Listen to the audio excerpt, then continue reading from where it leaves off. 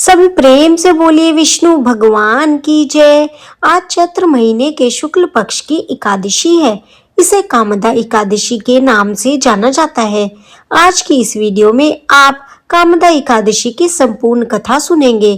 तो सभी प्रेम से बोलिए विष्णु नारायण की जय। एक समय की बात है, श्री कृष्ण के प्रिय सखा अर्जुन ने कहा, हे कमल नयन, मैं आपको कोटि कोटि नमन करता हूँ।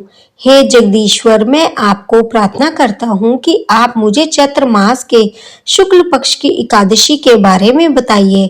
इस एकादशी का क्या नाम है?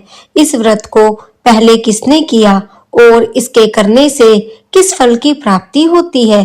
तब भगवान श्री कृष्ण ने कहा, हे अर्जुन, एक बार यही प्रश्न राजा दिलीप ने गुरु वशिष्ठ जी से किया था। वह वृतांत मैं तुम्हें सुनाता हूँ। राजा दिलीप ने गुरु वशिष्ठ जी से पूछा, हे गुरुदेव, चैत्र मास के शुक्ल पक्ष की एकादशी का क्या नाम है? उसमें किस देवता का पूजन होता है? इस एकादशी के करने का क्या विधान है? आप मुझे कृपया पूर्वक विस्तार से कहिए। तब मुनि वशिष्ठ जी बोले, हे राजन, चैत्र मास के शुक्ल पक्ष की एकादशी का नाम कामदा एकादशी है। यह सभी पापों को नष्ट करने वाली है। जैसे अग्नि कष्ट को जलाकर राख कर देती है, वैसे ही कामदा एकादशी के पुण्य के प्रभाव से सभी पाप नष्ट हो जाते हैं और तेजस्वी पुत्र की प्राप्ति होती है। इस उपासना को करने से मनुष्य निकुष्ट योनि से मुक्त हो जाते हैं और उन्हें स्वर्ग की प्राप्ति होती है। मैं आपसे इस एकादशी की कथा कहता हूँ, आप ध्यान से सुनो।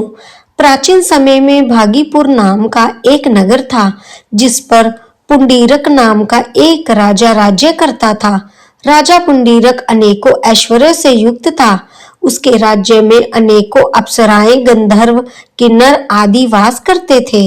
उसी नगर में ललित और ललिता नाम के गायन विधा में पारंगत गंधर्व स्त्री पुरुष आदि संपन्न घर में निवास करते हुए विहार किया करते थे। उन दोनों में इतना प्रेम था कि अलग हो जाने की कल्पना मात्र से वे व्यथित हो जाते थे। एक दिन की बात है, राजा पुंडीर गंधर्व के साथ सभा में विराजमान थे। वहां अन्य गंधर्व के साथ ललित भी गायन कर रहा था।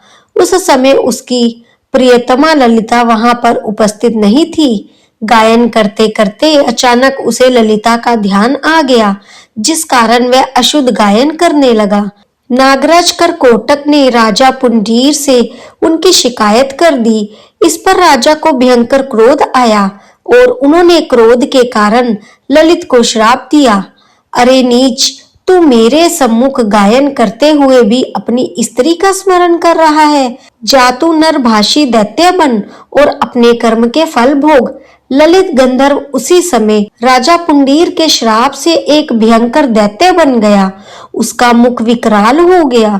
उसके नेत्र सूर्य और चंद्रमा के समान प्रतीत होने लगे। मुख से आग की भयंकर ज्वालाएं निकलने लगी। उसकी नाक पर्वत की कंदरा के समान विशाल हो गई। गर्दन पहाड़ के समान हो गई। उसकी भुजाएं भी 2-2 योजन लंबी हो गई और इस तरह से उसका शरीर 8 योजन का हो गया। राक्षस बन जाने पर वह अनेक दुखों को भोगने लगा। अपने प्रियतम ललित का ऐसा हाल होने पर ललिता बहुत दुख से व्यथित हो गई। अपने पति के उद्धार का विचार करने लगी। मैं कहाँ जाऊं और मैं क्या करूं? किस जतन से मेरे पति इस कष्ट से मुक्त करूं? राक्षस बना ललित घोर वन में रहता हुआ अनेक प्रकार के पाप करने लगा। उसकी स्त्री ललिता भी उसके पीछे पीछे जाती। जहां जहां वह राक्षस जाता, वहीं वहीं ललिता भी जाती और उसकी स्थिति देखकर विलाप करने लगती। एक दिन की बात है, ललिता अपने पति के पीछे पीछे चलते हुए विंध्याचल पर्वत पर पहुंच गई। उसने उस स्थान पर शिंगरी मुनि का आश्रम देखा। वह उस आश्रम में गई और मुनि के सामने पहुंचकर दंडवत प्रणाम करके विनिवत भाव से प्रार्थना करने लगी। हे महर्षि, मैं गंधर्व पुत्री ललिता हूँ। मेरे पति राजा पुंडीरक के श्राप से भयंकर दैत्य बन गए हैं। इससे मुझे अपार दुख हो रहा है। अपने पति के कष्ट के कारण मैं बहुत दुखी हूँ। हे मुनिवर, कृपा करके आप उन्हें राक्षस योनि से मुक्त होने का कोई उपाय बताइए। सारा वृत्तांत जानकर श्रृंगी मुनि ने कहा, हे पुत्री, चैत्र मास के शुक्ल पक्ष की एकादशी का नाम कामदा एकादशी है। इस एकादशी का व्रत करने से सभी मनोरथ सिद्ध होते हैं, सभी मनोकामनाएं पूर्ण हो जाती हैं। यदि तुम श्रद्धा पूर्वक इस एकादशी का व्रत करो और उसके पुण्य को अपने पति को दे दो तो वह राक्षस योनि से मुक्त हो जाएगा और राजा का श्राप भी शांत हो जाएगा। ऋषि के कहे अनुसार ललिता ने श्रद्धा से कामदा एकादशी का व्रत किया। द्वादशी के दिन ब्राह्मणों के सामने अपने व्रत का फल अपने पति को दिया और ईश्वर से प्रार्थना की, हे प्रभु, मैंने जो यह एकादशी का उपवास किया उसका फल मेरे पति को मिले, जिससे कि उसकी रक्षा योनि से मुक्ति हो जाए। एकादशी का फल देते ही उसका पति राक्षस योनि से मुक्त हो गया और अपने दिव्य स्वरूप को प्राप्त हुआ। अनेकों सुंदर वस्त्र और आभूषण से अलंकृत होकर पहले की भांति ललिता के साथ विहार करने लगा। कामदा एकादशी के व्रत के प्रभाव से वह पहले की तरह ही सुंदर हो गया। मृत्यु के बाद दोनों पति पत्नी पुष्प विमान पर बैठकर विष्णु लोक को चले गए। श्री कृष्ण कहते हैं, हे अर्जुन, इस उपवास को विधि पूर्वक करने से सभी प्रकार के पाप नष्ट हो जाते हैं। सच ही कहा है, प्राणी अपने सुखों का चिंतन करे, इससे कोई बुराई नहीं। गंधर्व ललित ने भी राक्षस होकर निंदनीय कर्म किए और कष्ट भोगे, परंतु भगवान श्री हरि की अनुकंपा का कोई अंत नहीं। तो सभी प्रेम से बोलिए, विष्णु भगवान की जय, माता लक्ष्मी की जय, एकादशी माता की जय। एकादशी व्रत बिना एकादशी माता की महिमा सुने अधूरा है। तो आइए अब हम भक्ति भाव के साथ श्रवण करते हैं एकादशी अर्थात 11 माता की कथा। एक बार देवऋषि नारद जी बैकुंठ लोक को गए। वहां उन्होंने भगवान श्री लक्ष्मी नारायण जी को प्रणाम किया। फिर नारद जी ने श्री हरि से कहा, प्रभु, अब धरती पर आपका प्रभाव कम हो रहा है। धर्म पर चलने वालों को कोई अच्छा फल नहीं मिल रहा। जो पाप कर रहे हैं उनका भला हो रहा है। तब श्री हरि कहने लगे, ऐसा नहीं है देवऋषि, जो भी हो रहा है सब नियति के कारण हो रहा है। श्री हरि की बात सुनकर नारद जी बोले, प्रभु, मैं तो देखकर आ रहा हूँ कि पापियों को तो अच्छे फल मिल रहा है, लेकिन भला करने वालों को, धर्म के रास्ते पर चलने वाले लोगों को बुरा फल मिल रहा है, उन्हें दुख भोगने पड़ रहे हैं। भगवान ने कहा, देव ऋषि, कोई ऐसी घटना बताओ जिससे तुम्हें यह लग रहा हो। नारद जी कहने लगे, प्रभु, अभी अभी मैं एक जंगल से आ रहा हूँ। वहां पर एक गाय दलदल में फंसी हुई थी। कोई भी उसे बचाने वाला नहीं था। थोड़ी ही देर के बाद मैंने देखा कि एक चोर उधर से गुजरा। दलदल में फंसी हुई गाय को देख वे रुका तक नहीं, बल्कि उस गाय पर पैर रखकर वह दलदल से भरा हुआ गड्ढा लांद कर आगे निकल गया। आगे गया तो उस चोर को सोने के मोहरों से भरी एक थैली मिली। थोड़ी ही देर बाद वहां पर एक साधु महाराज आए। उन्होंने उस गाय को दलदल में फंसा देखा तो गाय को बाहर निकालने की पूरी कोशिश की और पूरी ताकत लगाकर आखिरकार उस गाय को निकाल लिया। गाय को बाहर निकालने के प्रयास में वह साधु महाराज खुद दलदल से लथपथ हो गए थे। जब वह साधु महाराज आगे बढ़े तो एक गड्ढे में गिर गए और उन्हें चोट लग गई। प्रभु, अब आप ही बताइए, यह कौन सा न्याय है। नारद जी की पूरी बात सुन लेने के बाद श्री हरि बोले, देव ऋषि, यह सही हुआ। जो चोर गाय पर पैर रखकर भाग गया था उसकी किस्मत में तो एक खजाना था, लेकिन उसके इस पाप के कारण उसे केवल कुछ मोहरे ही मिल पाए। वहीं उस साधु महाराज गड्ढे में इसलिए गिरना पड़ा क्योंकि उनके भाग्य में उस समय मृत्यु लिखी थी, लेकिन एक गाय को बचाने के कारण, दलदल से बाहर निकालने के कारण उनके पुण्य बहुत अधिक बढ़ गए और उनकी मृत्यु बस एक छोटी सी चोट पर बदल गई। इंसान के कर्म से ही उसका भाग्य तय होता है देव ऋषि, इसीलिए अच्छे कर्म करना कभी भी नहीं छोड़ना चाहिए। श्री हरि की बात सुनकर देवऋषि नारद मुस्कुराते हुए और प्रभु को प्रणाम करते हुए नारायण नारायण कहकर प्रभु की रचाई हुई सृष्टि की अन्य लीलाएं देखने के लिए चल पड़े। सभी प्रेम से बोलिए श्री लक्ष्मी नारायण भगवान की जय हो। अब सुनिए एकादशी माता की कथा। इस कथा को सुनने से ही एकादशी का व्रत पूरा माना जाता है। एक बार एक बुढ़िया माँ ने एकादशी का उपवास रखा। बड़े ही भक्ति भाव से वह एकादशी की पूजा किया करती थी। वह बूढ़ी हो चुकी थी। उन्हें वृद्धावस्था में कोई भी ऐसी वस्तु नहीं चाहिए थी जो वे एकादशी का उपवास रखती, क्योंकि एकादशी का उपवास रखने से तो श्री हरि की कृपा से सब कुछ मिल जाता है। वह बूढ़ी माँ तो अपने बच्चों के लिए और अपने परिवार की सुख सुविधा के लिए इतना कठिन व्रत रखती थी।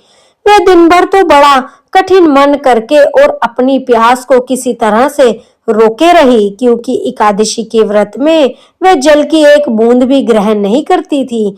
द्वादशी को ही जल पीकर वह अपने व्रत का पालन किया करती थी। दिन भर उन्होंने किसी प्रकार अपने मन को संयमित रखा, पूजा पाठ की, व्रत की कथा पढ़ी सुनी और फिर पंडित जी को मिट्टी के एक पात्र में भरकर पानी और मौसमी फल दान में दिए। डोना भरकर शक्कर भी वितरित की। उन्हें गर्मी के कारण बड़ी बेचैनी हो रही थी। एक तो निराहार और निर्जल रहकर उपवास रखा और ऊपर से प्यास भी अधिक सता रही थी। इस कारण उन्होंने सोचा कि चलो पानी में बैठूं, शायद थोड़ी शांति मिले। यह सोचकर वह पानी में बैठी रही। पानी से बार बार कुला करती और मुंह हाथ धोती रही। वह कहीं जाकर उन्हें थोड़ा बहुत चैन मिला। एक तो धूप तेज की पड़ रही थी, इसी कारण बुढ़िया माँ का मुंह सूखे जा रहा था। बुढ़िया माँ बड़ी बेचैन हो रही थी। एक तो बुढ़ापा, दूसरी यह भयंकर गर्मी। बड़ी मुश्किल से धीरज बंध पाता है। अब किसी प्रकार रो धोकर दिन कट गया। अब बुढ़िया माँ के सामने पहाड़ सी लंबी रात थी, जिसका कट जाना बड़ा ही मुश्किल दिखाई दे रहा था। चारपाई पर पड़ी हुई बुढ़िया माँ को किसी प्रकार भी शांति नहीं मिल रही थी। बार बार प्यास के मारे गला सूख रहा था और वे इस प्रकार बेचैन होकर करवटें बदलती जा रही थी। कई बार उठकर वे घर के बाहर जाती, फिर अंदर आ जाती। न उन्हें घर के अंदर शांति मिल रही थी, न बाहर। वे पड़ी पड़ी एकादशी माता को याद करती रही और मन में ध्याती रही कि हे माता, आप मेरी लाज रखिए, आप ही मुझे शक्ति दीजिए ताकि मैं भली भांति आपका व्रत कर सकूं और यह पहाड़ सी रात सुकून से बीत जाए। प्यास के कारण बूढ़ी माँ की बेचैनी तो बढ़ती ही जा रही थी। उन्हें धैर्य रखने का बहुत प्रयास किया, लेकिन आखिरकार उनकी सहनशीलता की सीमा टूट गई और वे घबराकर प्यास के मारे एकदम चिल्ला पड़ी, बचाओ बचाओ। बुढ़िया माँ का चिल्लाना सुनकर उसके परिवार के सभी सदस्य उसके पास इकट्ठा हो गए और बुढ़िया माँ की चारपाई के पास पहुंच गए। सब बोले, अम्मा जी, क्या हुआ आपको? क्यों चिल्ला रही हो? और जब आपसे व्रत नहीं रखा जाता है तो इस बुढ़ापे में इतना कठिन व्रत क्यों कर रही हो? अम्मा जी, अगर शरीर में ताकत है तभी तो भक्ति हो पाएगी। आप पानी पी लीजिए। बुढ़िया माई ने अपने परिवारजनों से बोली, मेरे तो प्यास के मारे प्राण ही निकले जा रहे हैं। जरा जल्दी से मेरी छाती पर ठंडे पानी का घड़ा तो रख दो। नातियों ने दौड़कर दादी की छाती पर ठंडे पानी का बर्तन रख दिया। तब कहीं जाकर उन्हें थोड़ा बहुत सुकून मिला और जब सुकून मिला तो थोड़ी देर के लिए उन्होंने अपनी आंखें बंद कर ली। इधर एकादशी माता सोचने लगी, यह है तो बुढ़िया माँ, लेकिन बड़े नियम से मेरा व्रत रखती है, चलकर इनकी परीक्षा लेनी चाहिए। ऐसा विचार कर एकादशी माता आधी रात को मुर्गा बनाकर कुकड़ू कुकड़ू कू करने लगी। मुर्गे के टटोर सुनकर बुढ़िया माँ जल्दी से उठी और बाहर जाकर आसमान की ओर निहारा, लेकिन आसमान में तो कहीं भी उन्हें सुबह का तारा दिखाई ही नहीं दिया। अब वह सोचने लगी कि फिर यह मुर्गा भला क्यों और कैसे बोल गया। एक तो उन्हें प्यास लग रही थी, अब थोड़ा बहुत उनका मन भी बेचैन होने लगा। आखिरकार उन्होंने यह दृढ़ निश्चय किया कि अब तो मैं इस व्रत को पूरा करके ही छोड़ूंगी, फिर चाहे व्रत पूरा होने तक मेरे प्राण ही क्यों ना निकल जाए। मन में ऐसा पक्का निश्चय कर वह वापस चारपाई पर आकर लेट गई। थोड़ी ही देर के बाद एकादशी माता ने उनकी फिर से परीक्षा लेनी चाही, तो वह एक छोटी सी कन्या का रूप धरकर गिलास में मीठा पानी लेकर उनके सिरहाने खड़ी हो गई और जोर से बोली, दादी जी सवेरा हो गया है, आप हाथ मुंह धोकर शरबत पी लीजिए। पहले तो शरबत का भरा हुआ गिलास देखकर बुढ़िया माई का मन ललचने लगा। प्यास के मारे गला तो सूख रहा था, किंतु अचानक उन्हें याद आया कि उनका तो एकादशी का उपवास है। फिर उन्होंने सोचा कि अभी तो वे किसी भी तरह से यह शरबत नहीं पी सकती और फिर से चुपचाप वापस अपनी चारपाई पर लेट गई। जैसे ही उनकी आंख लगी तभी उन्हें एहसास हुआ कि मानो किसी ने उन्हें पानी से भरे हुए कुएं में पटक दिया हो। वे बहुत देर तक उस कुएं में हाथ पांव चलाती रही, लेकिन इस बीच उन्होंने अपने मुंह में पानी की एक बूंद भी नहीं जाने दी, क्योंकि उनका एकादशी का उपवास जो था और वे पक्के निश्चय के साथ अपना व्रत पालन करती रहीं। थोड़ी ही देर में उन्हें ऐसा लगा मानो सामने आग जल रही हो। आग के कारण बड़ी भारी गर्मी लगने लगी। प्यास के मारे उनके प्राण निकलने लगे, लेकिन इतना सब होने के बाद भी बुढ़िया माँ ने पानी की एक भी बूंद नहीं पी। वे तो बस चारपाई पर बैठी बैठी एकादशी माता का ध्यान करती रही। अब सवेरा होने के बस कुछ ही समय था। यह जानकर वे बड़ी तसल्ली के साथ इधर उधर घूमने लगी। एकादशी माता अब तक यह बात अच्छी तरह से समझ गई कि इन बुढ़िया माँ को किसी भी प्रकार से अपने व्रत से नहीं टाला जा सकता। वे उनके सत्य व्रत को भली भांति समझ गई थी। अब सवेरा हो गया तो बुढ़िया माँ ने स्नान किया, भगवान श्री हरि का पूजन किया, फिर एकादशी माता की कथा सुनी, ब्राह्मणों को दक्षिणा देकर भोजन कराया। तब वहीं जाकर उन्होंने जल ग्रहण किया। कन्याओं को भोजन कराने के बाद बुढ़िया माई ने फिर स्वयं भोजन किया और उस व्रत के प्रभाव से बुढ़िया अम्मा की आयु में वृद्धि हो गई। उनकी आयु बढ़ गई, उनका घर परिवार हरा भरा हो गया और वे उसी दिन से 12 महीने की एकादशी का व्रत करने लगी। एकादशी माता के व्रत के पुण्य प्रताप से इस संसार में हर प्रकार के सुख भोग कर वह बुढ़िया माँ अंत में भगवान श्री हरि के धाम को चली गई। जैसे एकादशी माता ने उस बुढ़िया को और उसके परिवार को हरा भरा किया, वैसे ही है एकादशी माता हम सभी की मनोकामनाएं पूर्ण करना। सभी प्रेम से बोलिए श्री लक्ष्मी नारायण भगवान की जय, एकादशी माता की जय।